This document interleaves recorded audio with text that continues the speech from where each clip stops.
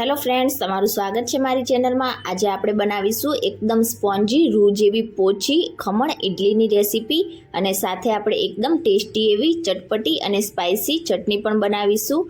તો આ ખમણ ઇડલી ખાવામાં બહુ જ ટેસ્ટી લાગે છે અને બનાવવામાં એકદમ ઓછો સમય લાગે છે। તમે એકવાર આ રીતે ઘરે ખમણ ઇડલી બનાવશો તો બહારના ખમણ ખાવાનું પણ ભૂલી જશો, એટલો ટેસ્ટી બને છે।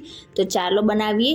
રેસીપી સારી લાગે તો વિડીયોને લાઇક કરજો, વધારેમાં વધારે શેર કરજો અને હજી સુધી ચેનલને સબસ્ક્રાઇબ ના કરી હોય તો સબસ્ક્રાઇબ કરીને બેલ આઇકનને પ્રેસ કરજો, એટલે નવી નવી રેસીપીના નોટિફિકેશન આવશે। તો ચાલો બનાવીએ। સૌથી પહેલાં તો આપણે ખમણ ઇડલી માટે બેટર બનાવીશું। તો તેના માટે બાઉલ ઉપર આ રીતે એક મોટો ચાણો રાખીશું અને તેમાં આપણે 1 કપ ચણાનો લોટ ઉમેરીશું અને હવે 1 કપ ચણાના લોટની સામે આપણે અડધા કપ જેટલો રવો ઉમેરીશું। તો જે ઝીણો રવો આવે તે જ મેં લઈ લીધો છે। જો સોજી હોય તો તમારે મિક્સર જારમાં તેને ગ્રાઇન્ડ કરીને લેવાનો અને હવે બંને વસ્તુને આપણે એકદમ સરસ રીતે ચાળી લઈશું। તો જ્યારે પણ તમે ખમણ બનાવો ત્યારે હંમેશા તમારે બેસનને આ રીતે ચાળીને જ યુઝ કરવાનો, એટલે બેટર છે તે તમારું એકદમ સરસ ફ્લફી બનશે અને તેના લીધે તમારા ખમણ છે એકદમ સોફ્ટ અને જાળીદાર બનીને તૈયાર થશે। તો અહીંયા મેં બંને વસ્તુને એકદમ સરસ રીતે ચાળી લીધું છે। હવે આપણે આગળ બાકીની સામગ્રી ઉમેરીશું। તો 1 ટેબલસ્પૂન જેટલા આદુ અને લીલા મરચાંની પેસ્ટ ઉમેરીશું। તો મરચાં તમે તમારા ટેસ્ટ પ્રમાણે વધારે કે ઓછા ઉમેરી શકો છો।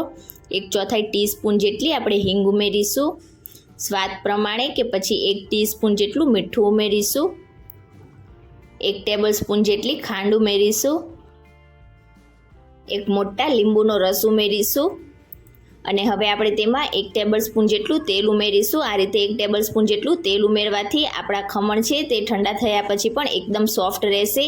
અને હવે તેમાં અડધા કપ જેટલું દહીં ઉમેરીશું અને પહેલાં તો આપણે બધી વસ્તુને એકદમ સારી રીતે ચણાના લોટ અને રવાની સાથે સરસ રીતે મિક્સ કરી લઈશું અને આ રીતે મિક્સ થઈ જાય એટલે હવે અહીંયા મેં 3/4 કપ જેટલું પાણી લઈ લીધું છે। તો થોડું થોડું પાણી ઉમેરતા જઈશું અને આપણે એકદમ સરસ રીતે મિક્સ કરતા જઈશું અને મીડિયમ થીક બેટર બનાવીને તૈયાર કરીશું। તો અહીંયા ખમણ ઇડલી માટે તમારે વધારે પડતું પાતળું બેટર નથી કરવાનું। આ રીતે આપણે થોડું થોડું પાણી ઉમેરતા જઈશું અને મિક્સ કરતા જઈશું। તો અહીંયા તમે જોઈ શકો છો આ રીતનું મેં બેટર બનાવીને તૈયાર કરી લીધું છે અને 3/4 કપમાંથી 2 ટેબલસ્પૂન જેટલું પાણી બચી ગયું છે, તેને આપણે પાછળથી યુઝ કરી લઈશું। તો અત્યારે બેટરની કન્સિસ્ટન્સી તમારે આ રીતની રાખવાની છે અને તમારું આ રીતનું બેટર હશે એટલે તમારા ખમણ ઇડલી એકદમ સરસ બનીને તૈયાર થશે। તો વધારે પાતળું હશે તો તમારી ખમણ ઇડલી સારી નહીં બને। તો હવે આપણે તેને 10 મિનિટ માટે રેસ્ટ પર રાખી દઈશું, એટલે આપણે જે ચણાનો લોટ અને રવો ઉમેરેલો છે તે એકદમ સરસ રીતે ફૂલી જશે। ત્યાં સુધી આપણે તેના સાથે ખાવા માટેની ચટણી બનાવીને તૈયાર કરીશું। તો તેના માટે મિક્સર જારમાં 1 બંચ જેટલા કુમળા ડાળખા સહિત ધાણા ઉમેરીશું। ધાણાને પહેલાંથી જ મેં સારી રીતે ધોઈને સાફ કરી લીધા હતા। 1 ઇંચ જેટલો આદુનો ટુકડો ઉમેરીશું, 2 તીખા લીલા મરચાં ઉમેરીશું, મરચાં તમે તમારા ટેસ્ટ પ્રમાણે વધારે કે ઓછા ઉમેરી શકો છો, 1 લીંબુનો રસ ઉમેરીશું અને ચટણીને થીક બનાવવા માટે 1 ટેબલસ્પૂન જેટલા કાચા સિંગદાણા ઉમેરીશું। તમે તેની જગ્યાએ સેવ પણ ઉમેરી શકો છો। 1 ટીસ્પૂન જીરું ઉમેરીશું, 2 ટીસ્પૂન જેટલી ખાંડ ઉમેરીશું, 1/4 ટીસ્પૂન જેટલું મીઠું ઉમેરીશું, અડધી ટીસ્પૂન બ્લેક સોલ્ટ એટલે કે સંચળ પાવડર ઉમેરીશું અને ચટણીને પીસવા માટે આપણે 1/4 કપ જેટલું પાણી ઉમેરીશું અને ચટણીને એકદમ સરસ રીતે પીસીને તૈયાર કરી લઈશું। તો અહીંયા એકદમ સરસ સ્પાઇસી અને ચટપટી એવી આપણી આ ગ્રીન ચટણી બનીને તૈયાર થઈ ગઈ છે। તો હવે અહીંયા મેં આ રીતની ઇડલીની પ્લેટ લઈ લીધી છે। તો બધા મોલ્ડને આપણે આ રીતે તેલથી એકદમ સરસ રીતે ગ્રીસ કરી લઈશું।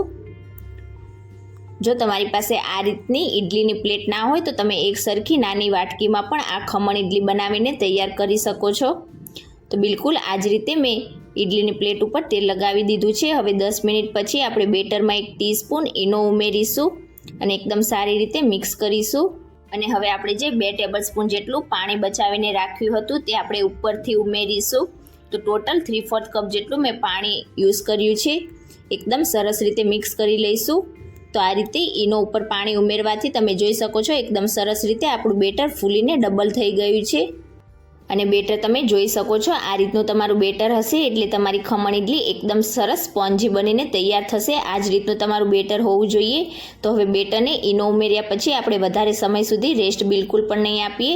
આપણે જે પ્લેટને તેલથી ગ્રીસ કરીને રાખી હતી તેમાં 1 મોટા ચમચા જેટલું આ રીતે બેટર ઉમેરીશું।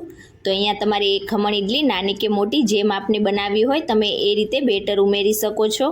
તો એક રિક્વેસ્ટ છે ફ્રેન્ડ્સ, જો હજી સુધી તમે મારી ચેનલને સબસ્ક્રાઈબ ના કરી હોય તો સબસ્ક્રાઈબ કરીને બાજુમાં રહેલા બેલ આઇકન બટનને પ્રેસ કરજો, એટલે જ્યારે પણ હું મારી નવી રેસીપી અપલોડ કરીશ તેની નોટિફિકેશન્સ તમને ડાયરેક્ટ મળી જશે. અને આ બિલકુલ ફ્રીમાં છે.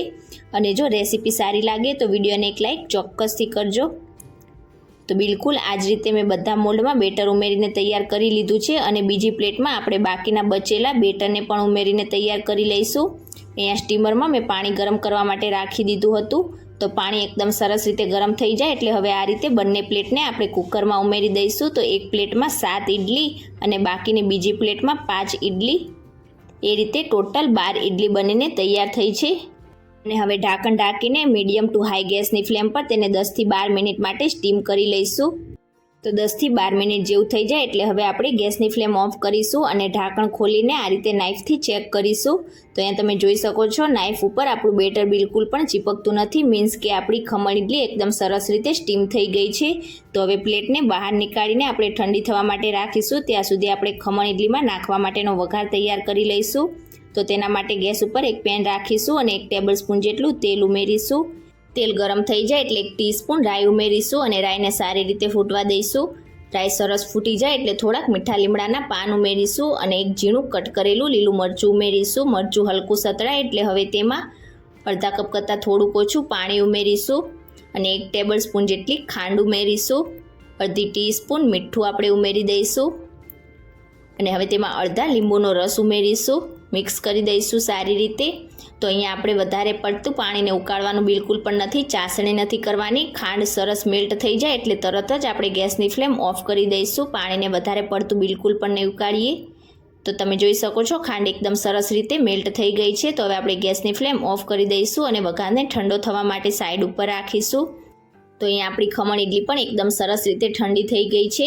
તો હવે આ રીતે સ્પૂનની મદદથી આપણે તેને બહાર નીકાળી લઈશું. સ્પૂનની મદદથી એકદમ સરસ રીતે તમારી ઇડલી બહાર નીકળી જશે.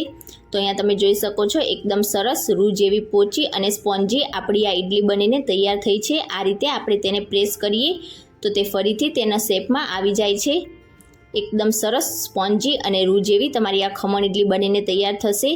તો બિલકુલ આ રીતે આપણે બધી ઇડલીને પહેલાં બહાર નીકાળી લઈશું અને ત્યાર પછી આપણે જે વઘાર તૈયાર કર્યો છે તે ઉપરથી 2 ટેબલ સ્પૂન જેટલું પાણી સહિત આ રીતે રેડીશું. એટલે પાણી આ રીતે તમારા ખમણ ઇડલીમાં જશે એટલે એકદમ સરસ તમારી રસીલી આ ખમણ ઇડલી બનીને તૈયાર થશે. અને આ રીતે વઘાર ઉમેરી દીધા પછી આપણે ઇડલીને ચટપટી ચટણી સાથે સર્વિંગ પ્લેટમાં સર્વ કરીશું. તો તમે ક્યારે આ રીતે ચટપટી ચટણી સાથે ઇડલીની રેસીપી ના બનાવી હોય તો એકવાર આ ખમણ ઇડલીની રેસીપી જરૂરથી ટ્રાય કરજો. બહુ જ ટેસ્ટી લાગશે અને ઓછા સમયમાં બની પણ જાય છે. તો આજની મારી રેસીપી તમને કેવી લાગી મને કમેન્ટ કરીને ચોક્કસથી જણાવજો. ઉપરથી થોડાક ઝીણા કટ કરેલા લીલા ધાણા ઉમેરીશું. અને રેસીપી સારી લાગી હોય તો વિડીયોને લાઇક કરજો, વધારેમાં વધારે શેર કરજો અને ચેનલને સબસ્ક્રાઈબ કરીને બેલ આઇકનને પ્રેસ કરજો એટલે નવી રેસીપીના નોટિફિકેશન આવશે. Thank you for watching.